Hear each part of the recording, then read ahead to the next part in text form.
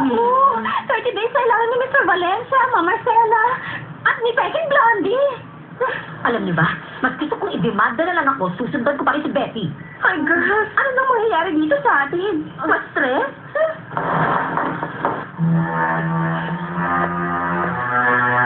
Patricia, Bakit? nasaan na yung mga report na hinihingi ko? Give me a second. Oo na mga pangit, narinig niyo sa Daniel. Nasaan daw yung hinihingi niyang reports? Ay, kasi sir, ganito po kasi. Ready na po talaga yung reports. Pero hinihintay ko lang po ngayon si Ma'am Betty na matapos ang meeting niya with Ma'am Marcela. Para mabigay sa kanya yung reports at para ma-explain sa inyo sa meeting ninyong dalawa. Bakit ko pa siya hihintayin kung ready na? Ako nang bahala, Daniel. Sophia, kumanya ka na. Maraming salamat. Kasi ng mga reports, Daniel, sa'yo na yan. Very efficient.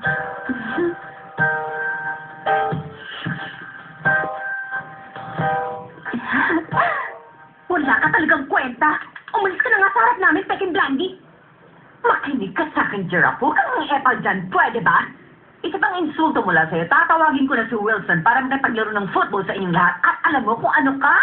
Eddie Bola! Bola. Sinabalaan ko kayong lahat. Matuto kayong respetuhin ako dahil wala akong mahabang pasensya sa inyong mga pangit. Baka lumapit na lang ko kay Daniel, ang inyong bago't mahal na presidente. Para magpaalam na kayong mga pangit. Talaga lang, ha? Marcy! Marcy, ano nangyayari? Bakit kinausap mo si Betty? Pinapalipad mo na bang presidency kay Daniel? Patricia, ayaw ko makipag-usap kahit kanino. Gusto ko mapag-isa.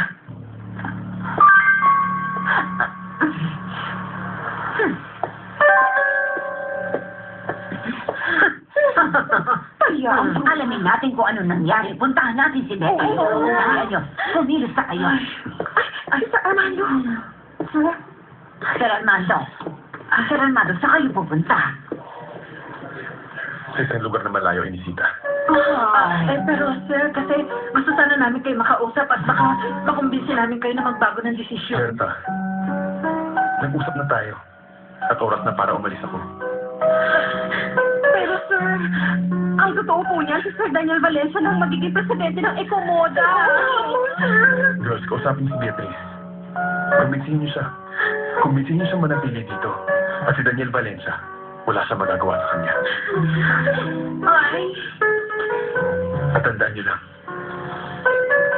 mahal na mahal ko kayo.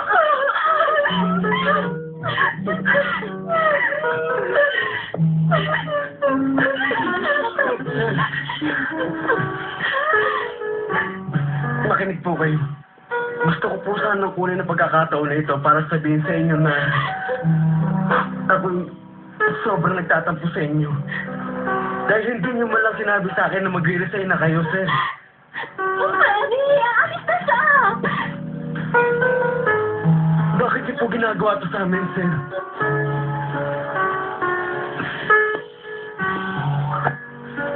Makinig ka, Freddy.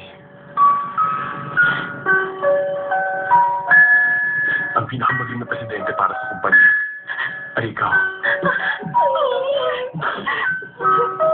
Hindi din po ako mapagtunwarin, sir. Bantayan mo silang lahat, Freddy. At may hihingin akong pabor. Balikan mo si Ora Maria. Dahil gusto ko makita magkatuluyan kayo.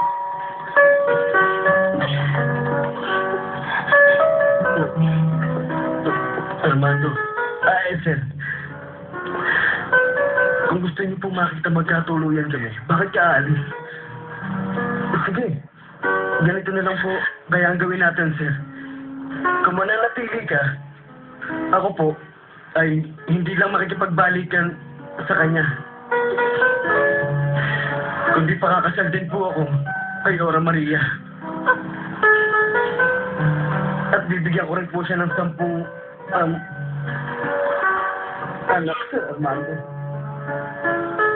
Sir, gusto niyo po bang mag-ininom?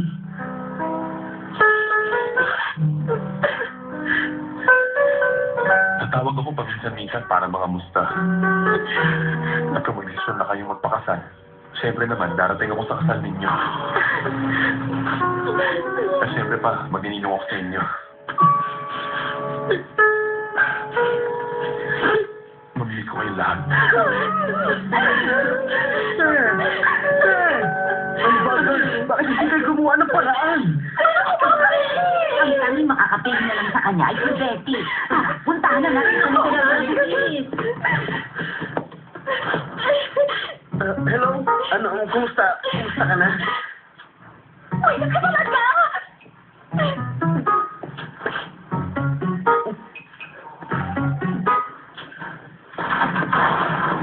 Betty. Betty, ha? Betty, umalis na si Sir Armando sa Ecomoda. Saan siya pupunta? Ewan ko. Sabi niya sa malayo, pero hindi niya sinabi sa amin kung saan. Betty, hayaan mo na lang ba siya umalis? Ewan ko, naguguluhan ako, Sandra. Betty, ano ba yun? Ano ba pinag-usapan ninyong dalawa ni Mama Marcela? Ano ba mga sinabi niya sa'yo? Oo, sabihin mo sa akin, Oo, Ira, nga. ano ba yun? Kinuwento sa akin ni Mama Marcela yung intimate na storya ni Sir Armando. Yung storya niya na hindi ko alam.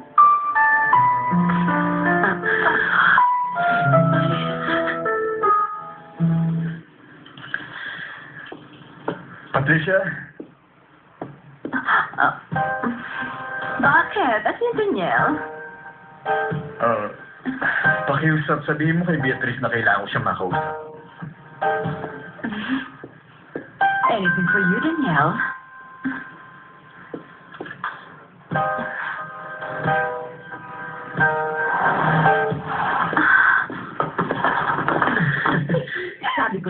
Sabi ko na nga ba?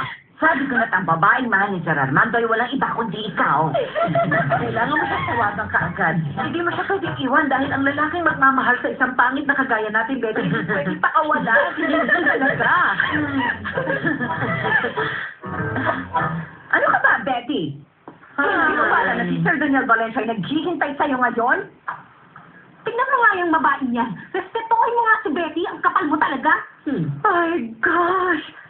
Nakakapagod talaga makipag-usap sa inyo. Betty, the new president is waiting for you.